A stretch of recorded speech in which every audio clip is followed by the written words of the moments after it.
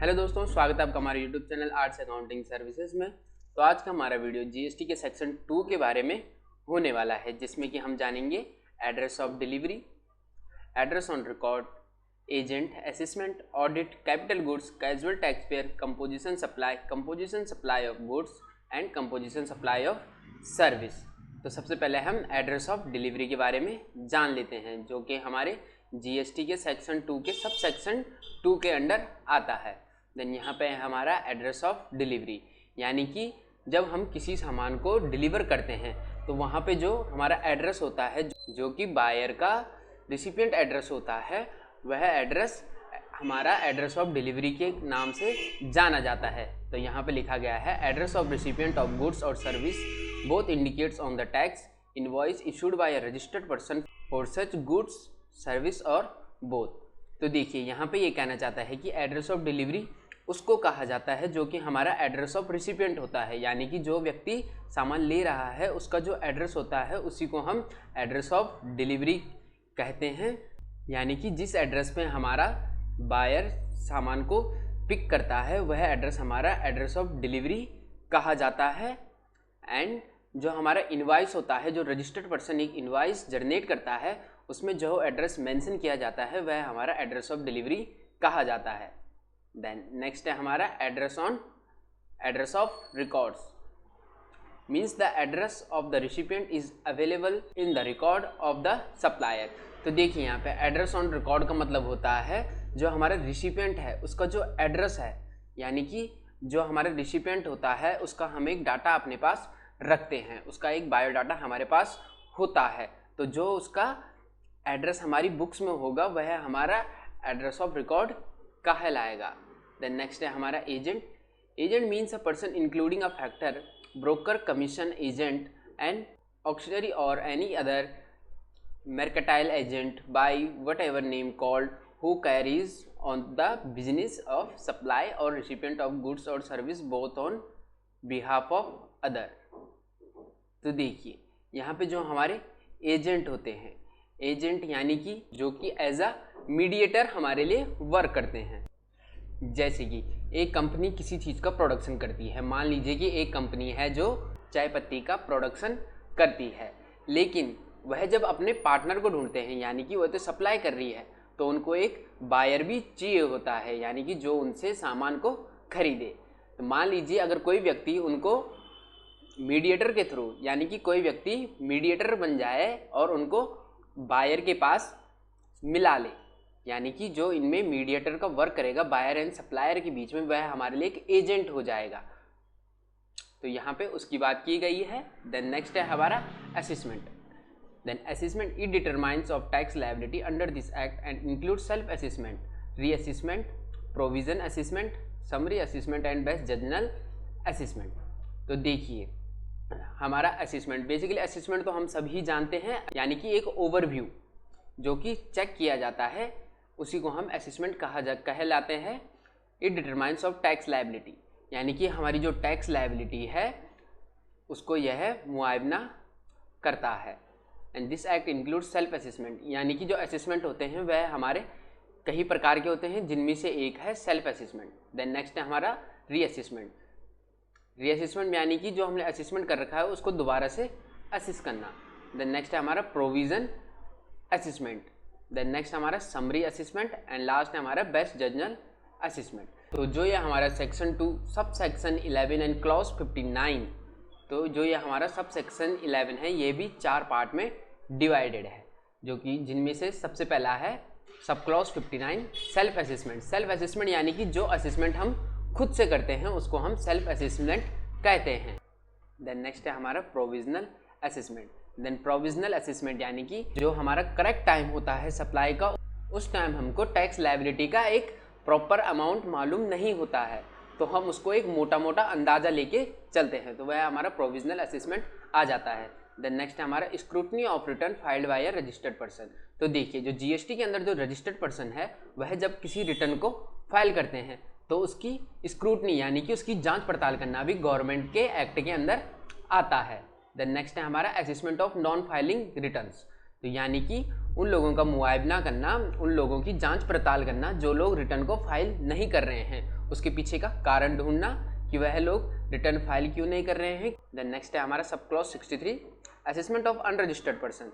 तो देखिए जो यहाँ पे है असेसमेंट ऑफ अनरजिस्टर्ड पर्सन, यानी कि मान लीजिए किसी का टर्नओवर जीएसटी के अंडर आ चुका है, तो मान लीजिए कि वह अब जीएसटी के अंदर उसको रजिस्टर्ड होना चाहिए था, उसका टर्नओवर इतना आ चुका है कि वह जीएसटी के अंदर रजिस्टर्ड हो जाना चाहिए, लेकिन वह जीएसटी के अंदर रजिस्टर्ड नहीं हुआ है, तो उस केस में भी यहाँ पे इसका असेसमेंट किया जाता है।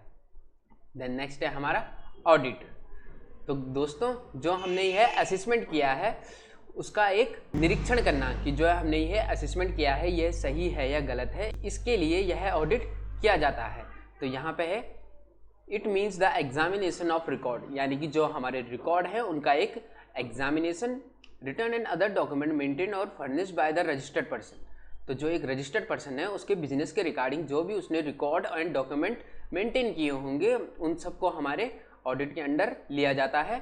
अंडर दिस एक्ट और the rules made by the thereunder और under any other law for this act और the time being in force to verify the correctness of turnover, declares tax paid, refund claim and input tax credit availed and to assess his compliance with the provision of this act। तो यहाँ पे जो हमारा audit है यह हमारे इस चीज़ को दर्शाता है कि जो है हमने अपने रिकॉर्ड में जो टैक्स दिखाया है, जो हमने अपना टर्नओवर दिखाया है, जो हमने अपना इनपुट टैक्स क्रेडिट दिखाया है वह सब करेक्ट है, यह इस चीज़ को साबित करता है। देन नेक्स्ट है हमारा कैपिटल गुड्स।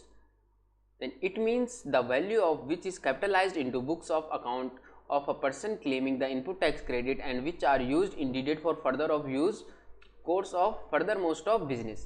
तो देखिए यहाँ पे कैपिटल गुड्स का बेसिकली मीनिंग होता है जो हमारा सामान होता है। मान लीजिए जब हम बिजनेस को स्टार्ट करते हैं या फिर बिजनेस को स्टार्ट करते टाइम जो हम सामान को खरीदते हैं, जैसे मैंने अभी कुछ खरीद लिया तो वह तो मेरे एसेट में आ जाएगा, लेकिन मैं कुछ ऐसा खरीदता हूँ कि जो मेरे बिजनेस में कुछ समय बाद काम आएगा, मान लीजिए 2 या 4 साल बाद वह काम आता है और उसका मैंने इनपुट टैक्स क्रेडिट में क्लेम ले लिया है, तो वह चीज़ें हमारी कैपिटल गुड्स के अंडर आती हैं।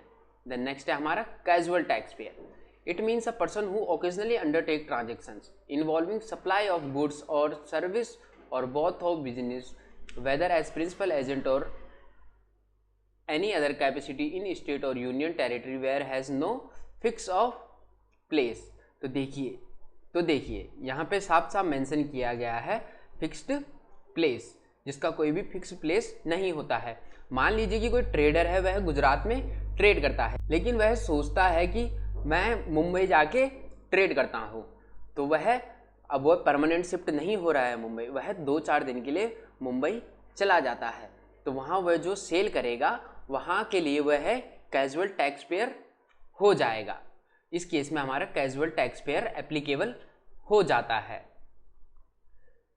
देन नेक्स्ट है हमारा composite supply. It means a supply made by a taxable person to recipient consequence of 2 or more taxable supplies of goods और सर्विस और both any combination therefore which are naturally bundled and supply in combination therefore which are naturally bundled. तो देखिए जो हमारा composite supply होता है, तो इसका मतलब होता है कि जब कोई हम 2 चीज़ें एक साथ परचेज कर लेते हैं और हमको उन दोनों की एग्जैक्ट वैल्यू नहीं मालूम होती है, तो इसका एक हम एग्जांपल समझते हैं।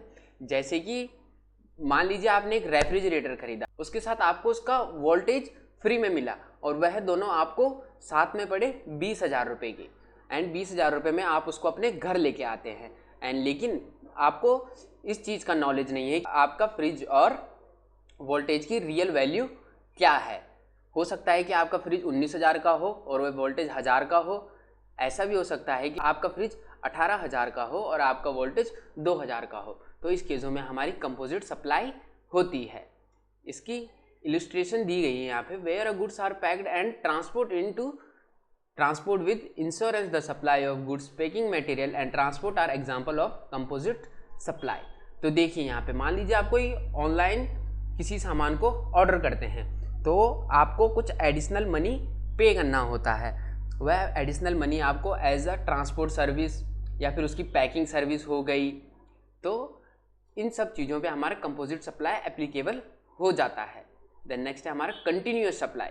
It means which supply of goods is provide और agree to be provided continuously और not recurrent basis under a contract whether और not means by a wire cable और अदर।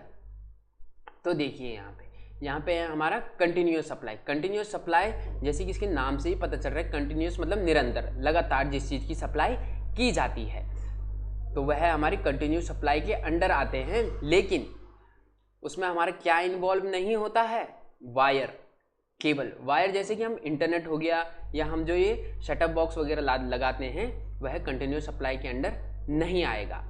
और अदर इसी से रिलेटेड जो हमारी और चीज़ें होती हैं वह कंटिन्यूस सप्लाई के अंडर नहीं आती है। तो कंटिन्यूस सप्लाई के भी कुछ क्राइटेरिया होते हैं, जैसे कि यह कंटिन्यू रहनी चाहिए, जिसकी कंटिन्यूटी होनी चाहिए। देन नेक्स्ट है कॉन्ट्रैक्ट, यानी कि जिस बंदे से आप सप्लाई ले रहे हैं तो वह आपको एक कॉन्ट्रैक्ट साइन कराएगा कि मैं इतने टाइम के लिए आपको यह सप्लाई प्रोवाइड कराऊंगा। देन नेक्स्ट है हमारा इनवॉइस। इनवॉइस यानी कि आपको एक सप्लायर के द्वारा एक पक्का बिल प्रोवाइड किया जाएगा। देन नेक्स्ट है हमारा continuous supply of services. It means a supply of service which is provided और agree to be provide continuously और an recurrent basis under a contract for a period payment obligation and include supply of such services as government may subject to such continuous as it may by notifications specially। तो देखिए continuous supply of service, continuous supply of service यानी कि यह भी goods के जैसा ही होता है, लेकिन इसकी कुछ कंडीशंस अलग हो जाती हैं। तो देखिए यहाँ पे continuous supply of goods and continuous supply of service में सिमिलैरिटीज़ पहले हम जान लेते हैं। तो इसकी सिमिलैरिटीज़ होती हैं कि यह दो कंटिन्यूली होती हैं, यानी कि यह दोनों निरंतर होती हैं। दूसरा, इसमें भी सेम कॉन्ट्रैक्ट साइन किया जाता है सप्लायर एंड बायर के बीच में। देन नेक्स्ट है हमारा इनवॉइस प्रोवाइड, यानी कि इसमें भी इनवॉइस प्रोवाइड किया जाता है, लेकिन हमारी सर्विस में एक चीज़ और एक्स्ट्रा ऐड हो जाती है जो कि हमारी एक्सीड 3 मंथ, यानी कि जो ये सर्विस ली जा रही है आपको यह सर्विस 3 महीने से ज़्यादा लेनी पड़ेगी, तब जाके यह continuous supply of service GST के अंडर आएगा। तो दोस्तों आज की वीडियो में बस इतना ही।